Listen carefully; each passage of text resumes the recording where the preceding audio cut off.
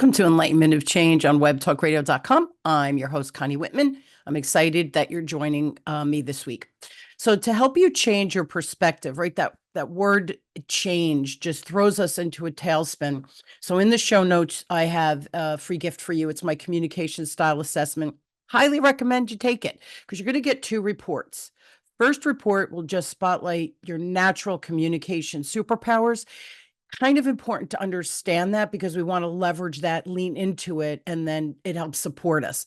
Flip side, your lowest score, typically a blind spot. And that report will spotlight when you're communicating with people who are 180 degrees different than you.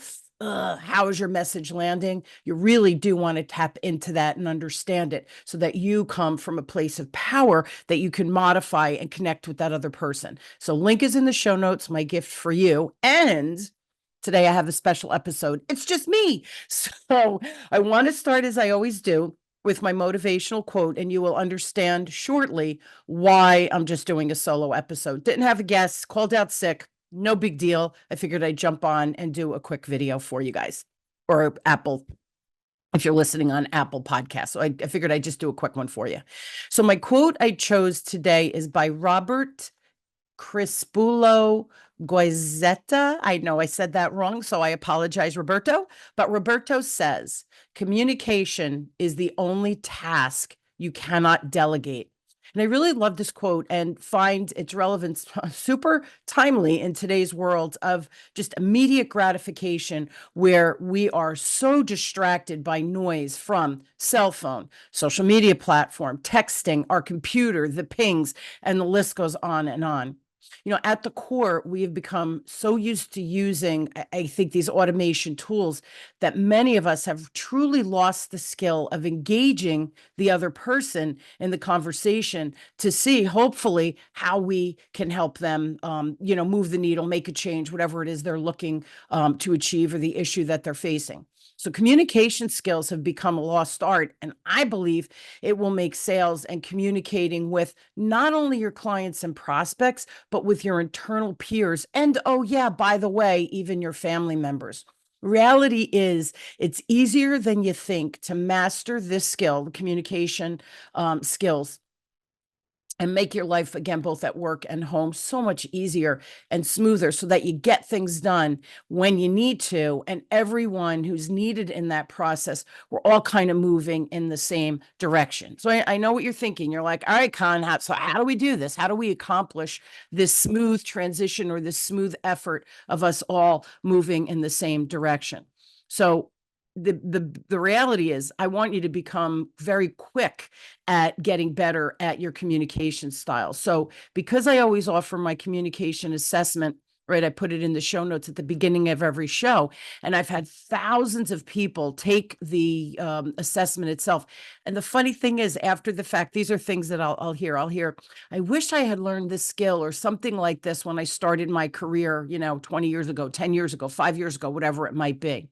So yes, I am the guest, and yes, we are going to talk about your communication style assessment using the tool that I've included in the show notes. I really want to give you some insight as to how to maneuver and utilize the information you're going to get in those two reports. So I want to do a little bit of foundational information, and then I'm going to jump into the actual 5 styles that I offer, or that the reports that you'll get via email. So first thing I want you to think about, because there's 5 styles, that means 20% of the time, 2 out of 10 people speak just like you. Easy peasy, no modification necessary, not a lot of thought process. Just do it, right? You just communicate. That's your superpower. Here's the issue or the situation that you need to understand. That means 4, right? The 4 other styles, or 80%, 8 out of 10 people you speak with, they don't speak like you or communicate from the same of reference that you do. How do we navigate? That's where the magic starts happening. And that truly is where I find my clients have blind spots. So let's do some foundational information about the communication style, the quiz, but really your communication style itself. So we as humans, we have so many layers when it comes to communicating with each other. And I want to review 6 of them. The first one is your CSA, your personal communication style. And then I'm going to go through 6 other filters, biases, whatever you want to call them, that individuals, where we function from, from our perspective of how we see the world.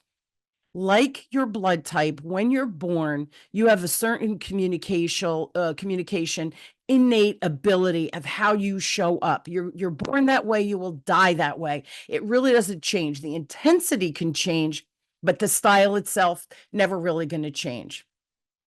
So I want you to think about, as I go through today's show, why do you think developing great communication skills is important for you and your future? Again, think about this from the perspective of not only just business career, but also your personal life. And here's the bottom line. If we can master this communication skill, this communication chaos that's happening out there, trust me, everything will become clear in all engagement that you have. And the magic wand of this is clarity creates movement. So if I can be super clear with my kids, my husband, my significant other, my parents, whoever it might be, and people I work with, and clients and prospects, the process in life just goes a heck of a lot smoother, and we get more done. And that's how we get people kind of moving in the same direction. So let's talk about that first step. So the first one is the CSA, communication style. In the show notes, go and take that link, take the assessment before you even listen to this episode. Really important that you have some insight as to how you're wired. If you can't download the assessment right now, you're in the car listening, cool. Do not stop listening. That's a good thing. As I go through each of the styles, see if you can determine which one you are, then take the CSA, the assessment, and see if you were right. Again, I want you to think about the content, but more importantly, you know me, right? Information's a beautiful thing. I want you to start applying it. So again, listen and then take the CSA. That'll be the application. You'll just do it a little bit differently than taking the CSA first. So step 1, CSA. Foundationally, this is one of the filters that all humans have, and everybody's CSA is a little bit different. We truly are unique beings, which is kind of cool. All right, now the next filter that I want to talk about, and we all have these filters, biases, whatever you want to call them, but it's my perspective. Your perspective can be very, very different. And here's what impacts it. Yes, our CSA. The second one is gender. Men and women, we are truly wired differently, so we see the world from a different perspective. Women have a bigger connector from the right lobe to the left lobe of the brain. Blood flow just goes a lot faster. We, usually women, can toggle quickly between creative and critical thinking. Typically, again, this isn't a be all end all, that every woman is wired, in such a way that we could toggle between critical and creative thinking. Guys, your connector's there, but it's a little bit thinner, so the blood flows a little slower. So what happens is you have to shut down critical thinking, and then you can go over to creative thinking. So that's another important function when we talk about communication. I personally always want dudes in the room when I'm creating or discussing anything, because that perspective, I believe, is really important, because I am a woman. I think like a woman. It's a blind spot. So that collaboration of men and women together, I think, is really critical and important. Next one, the third filter or bias that we all have is our heritage, how your family was raised, your traditions. All of those systems help you see the world a certain way. So, right, my dad was born in Italy, came here, he was 19 or 20. I know, I can't tell you exactly, but I know a lot of my beliefs, a lot of how I show up, a lot of the things is through the traditions of what he brought over from Italy and taught my siblings and I. So your heritage really does play an impact. So here's my tip for all of these. Be curious, man. If you meet someone who has different heritage or different traditions than you, ask, be curious. You'll never know what you're going to learn. And here's the funnier thing. We have so much in common with others and other traditions. We might do it slightly differently, but we're really the same. So again, be curious. The fourth one, or the fourth layer, is geography, where you were raised. Were you raised on a farm? Were you even raised in this country? Were you raised in an inner city? Trust me, when you come from different vantage points of that environment, you just see the world in such a different way. And here's an example. I remember I was training once and I had a young lady who grew up on a farm. And she said to me, you know, Con, sometimes I feel like it's easier to be around animals than humans. But of course, and that wasn't no judgment for me, certainly. I told her, don't judge yourself. That's comfortable for you because that was the environment you were raised in. If you were raised in an inner city, you're going to be naturally a little more aggressive on how you show up. Because if you were riding subways and stuff like that, you had to fight for a seat. You're going to be a little tougher and a little more aggressive outwardly, not saying always inwardly, but certainly outwardly.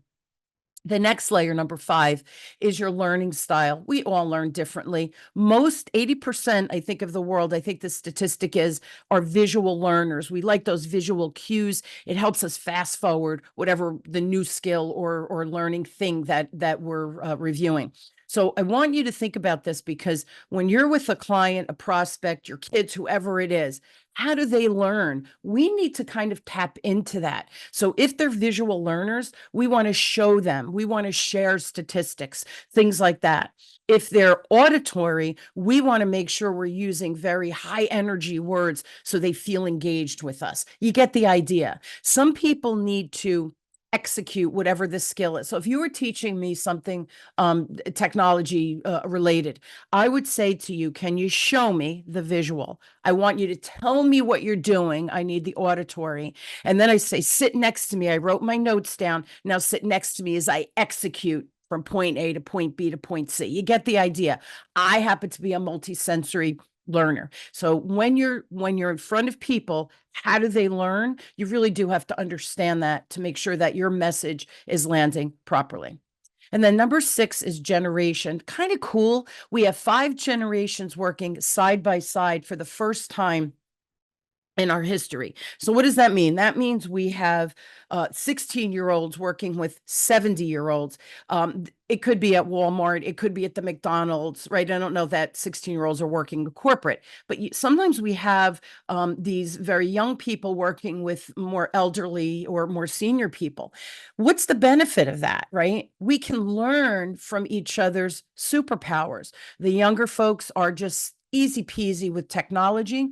Older people, we have a lot of experience. So cross-pollinate, train each other, support each other. It really will make a difference. And I hate when I hear my peers, right? I'm on the tail end of the baby boomers.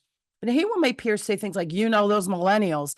It's a negative, right? Let's look at each generation and what did they bring to the table that I can learn from and leverage in my life, my career, no matter what that is, whether I'm a Gen Z or a baby boomer or anywhere in between. How can I leverage the other people that I work with or that are in my family to help me grow and become better? So they're all the filters that we face, and I'm sure there's more. Actually, the last one I want to share with you, number 7, is beliefs.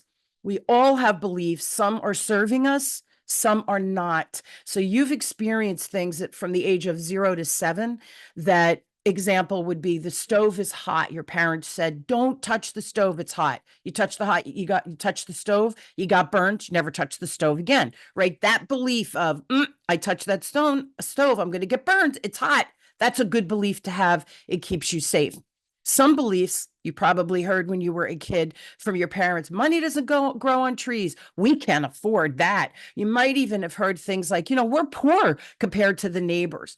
All of that plays out with you. And I guarantee many of you have money issues. So think about these things because your beliefs are playing out and they're either holding you back or they're pushing you forward. So make sure if they're good beliefs, keep them. If they're beliefs that maybe aren't serving you, how can we remedy and alleviate them? Filters, they're there. We all have them. So if you have them when you're talking to your client, guess what?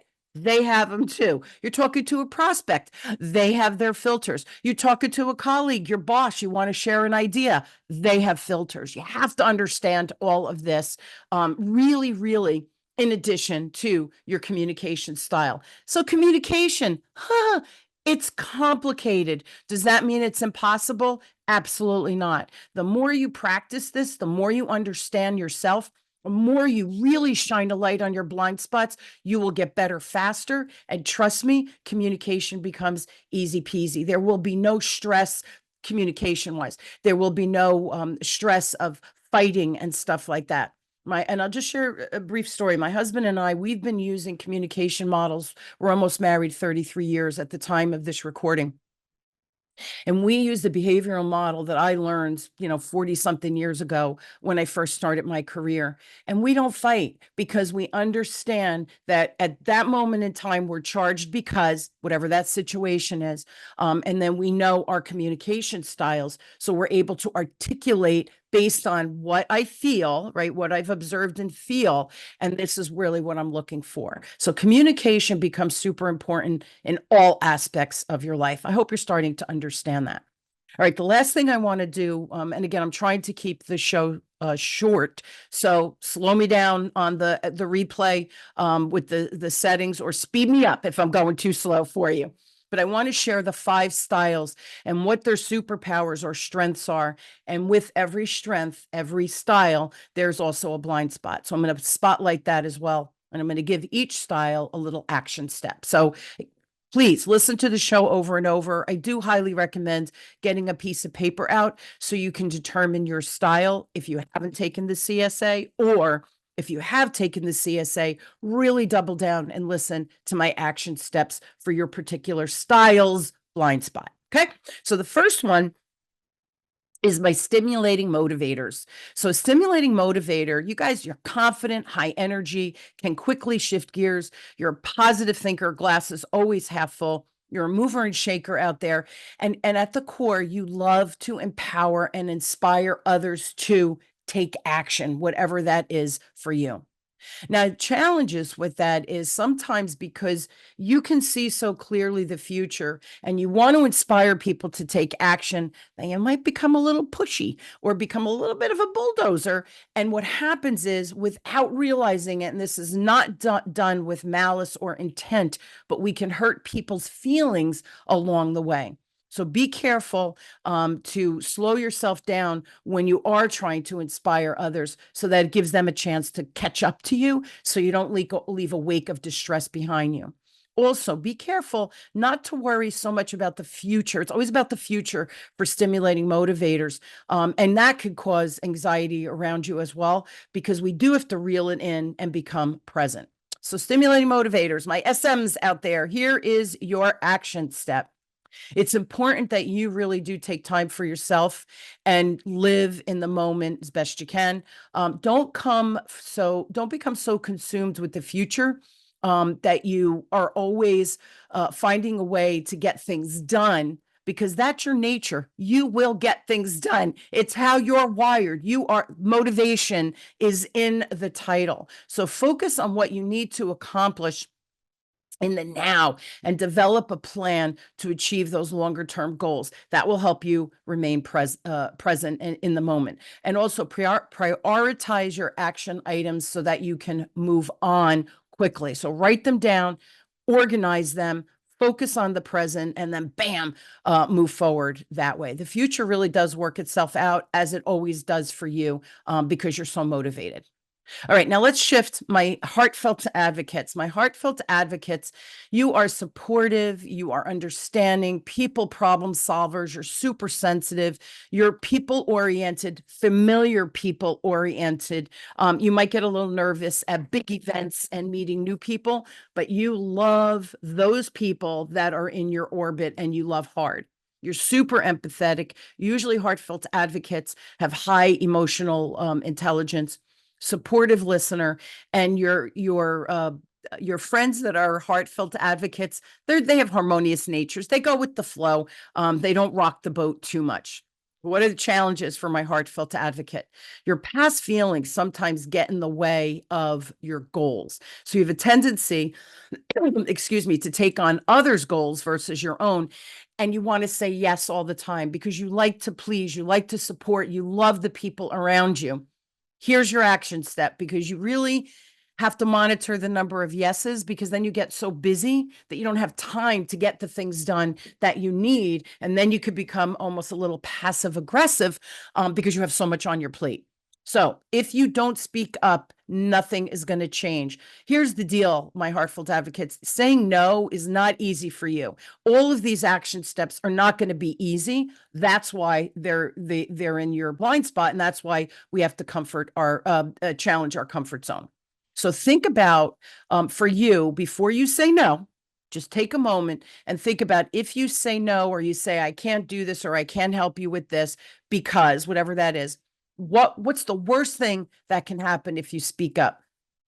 Embrace those feelings and images. And then now I want you to take that image, right? Take a deep breath. And I want you to exhale and allow those negative feelings about the worst case scenario. Let it go, let it out of your body. And then continue to do the exercise for as long as it takes for you to release that feeling of fear of, I'm not showing up for the people that I care about. I'm saying no to my boss and I know they need the help. I'm afraid they're going to fire me. Whatever that fear is, worst case scenario, picture it, let it go. And then really, the reality of what ends up happening is something so much sweeter than the worst case scenario, by the way. All right, my next one is our precise assessors. My precise assessors, you guys, hard workers, self-disciplined, super analytical nature. You're very conscientious. You love to dream and think about what could be and how to create. So precise assessors are oftentimes inventors, or they can reiterate things to make them better. Super stable, again, critical thinkers. So precise assessors love getting in the weeds, whereas heartfelt advocates also like the detail of things, where the stimulating motivator is more of a big picture thinker. So the precise assessor, they need to get into the minutia to be able to create a new product, a new innovation, whatever that might be. Here are the challenges for my precise assessors. You don't like conflict. So it gets in the way of progress, because if you need to speak up on a project or a timeline, you might hold back for fear of it becoming a conflict or a situation where it could maybe become an uncomfortable conversation. Sometimes you can also be very cautious. And what happens is, an opportunity comes, you percolate and percolate and percolate and percolate, and then you decide to move forward with whatever that opportunity is, and it's gone. The position has been filled, and the opportunity has it no longer there for you. So be careful, because you get into that paralysis analysis, you could be missing opportunities. So here's an action step for my precise assessors. Honor your work and what you've created. It's good. That's who you are. You don't create crap. Learn to trust the process and find relief from, you're always seeking that perfectionism. You're always reiterating. You reach a point of diminishing returns where that reiteration of time and money, whatever that cost is, there is a cost. It becomes diminishing returns where it's just not worth it anymore. Move forward, pull the trigger and move forward. You're good at goal setting. You need to define timelines and set clear deadlines, so that once the deadlines are in place, you have to meet them. So you can't keep doing these reiterations. And don't forget to celebrate every small victory. That will help keep you moving forward, again, towards the goal, while keeping that end result constantly in your radar. It helps pull you out of the minutia of the detail of those little mini steps that you have to do to achieve the goal. My next one is the observing designer. Your strength, goal-oriented, single-minded, inventive, and the observing designers are probably the smallest percentage in our population. I say they're the most brilliant minds amongst us, because they think from a perspective or a vantage point that most of us just don't see. Think of Elon Musk. He's a high observing designer, where he just sees things through his intelligence that the average human, we just might not see. So here's the thing. If you don't have a high observing designer, and I'll give you a tip, I do not see, I'm not a visionary like that, right? I make sure I have observing designers in my orbit so that they cover that blind spot, because that's a big blind spot of mine. So, what are challenges for my observing designers? In social environments, again, can become really awkward. Observing designers are much more comfortable doing research. They'll read an article, there'll be a link to another article, they'll read that. There's another link, they'll read that. 6 hours later, they're still doing research. And what happens is the goals go by the wayside because they want to read one more thing. Let me understand one more thing. Again, like the precise assessors, a little bit different. You go down the rabbit hole of research, you might not be able to pull yourself out. So be careful of the minutia. And again, timelines are really good for you. So here's my action step. Pay attention to your overall purpose when you begin to look at the big picture. So think about zooming out, zooming in, zooming out, zooming in. That'll keep you from being stuck in the minutia, and it will seem less enticing to keep zooming in and zooming in and zooming in and zooming in. You get the idea. So a good way to practice is seeing the big picture is to focus on what's the end result? What's the goal that I'm working towards? And what will it take to get me there? So once you have your start point, because you know where you are, and you understand what that end result looks like, you're good at the research, you're good with the plan. Just make sure you put the plan in place. And the gap there, that's when you start creating your magic. But you got to keep moving forward so that the overall project can come to fruition. And then the last style is my innovative organizers. My innovative organizers think CEO mentality. You're decision makers. As long as you have sufficient data, man, you'll pull the trigger. You'll move forward. You are creative.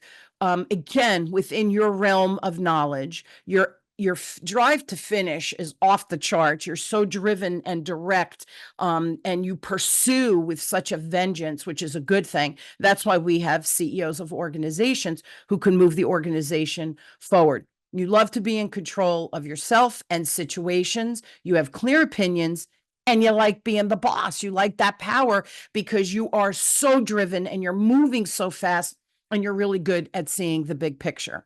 Let's talk about some challenges for my innovative organizers.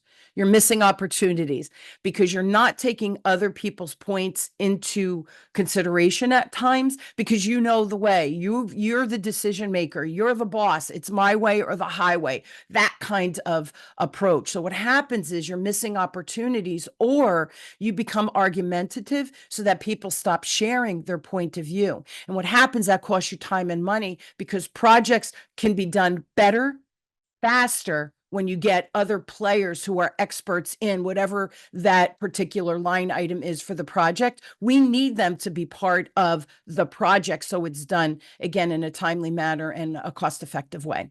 So here's your action step for my innovative organizers. Remember, when you speak, make sure you take other viewpoints into account and watch your tone, and with that comes your body language, so that you're relaying a message of care, curiosity, and that you want people to share with you. The objective is to make your point and gain buy-in from others by allowing them to help. And this only happens if you present yourself in an approachable manner so that people do feel like they come to you. You may have to practice changing your tone of voice again and body language, because sometimes you might come across as defensive when someone comes with an alternative idea, not a yes man, in other words. You can become a little defensive because the CEO mentality, right, we think we know what we're doing. So choose someone you trust to give you honest feedback when you're being argumentative and narrow-minded. That's when I would go to the other person and say, I think I need help. Can you look at the situation and help me determine who needs to be part of it? You want that person to weigh in. Make sure this person can provide honest feedback without any repercussions from you. So if they report to you, be careful. You don't want a yes person in this role for sure. So choose the person wisely. So that is our time together. So here's a cool thing. I would love for you guys to email me, and in the show notes is the website, which also has the communication style assessment. Also my email. I would love to hear what you think my highest style is of the 5. And really, it's pretty easy to determine my top two highest styles. So I'd love to hear from you. I'd love for you to say, Connie, you are definitely a fill in the blank. And be nice about it though. But I really would love to see information you just learned, go back and listen. And then at the end, see if you could determine what my style is. That's the application piece. So as I end every show, information is a beautiful thing. If you do nothing with it, apply it in this case, nothing's going to change. Understanding your communication style is great, but not doing anything to make improvements. I don't like that word improvements, to make your communication easier, faster, smoother, more comfortable. You have to play with this model. So again, my gift to you today, I hope you found this show informative for sure, but I hope it's tangible enough for you to start applying it in your real life. Use it at home, man, with your family, with your kids, with anybody that's close to you. Trust me, especially when you have adversarial relationships, using these communication models just makes life a heck of a lot easier, and a little bit more fun to navigate through. So my website, again, the link is in the show notes, but my website is changingthesalesgame.com. It has the link directly on that landing page, and my email, so you can email what you think my styles are, is Connie@changingthesalesgame.com. Don't forget to subscribe, rate, and review the show. I do read the messaging that you guys send. I am honored, and I love those messages. They really do warm my heart.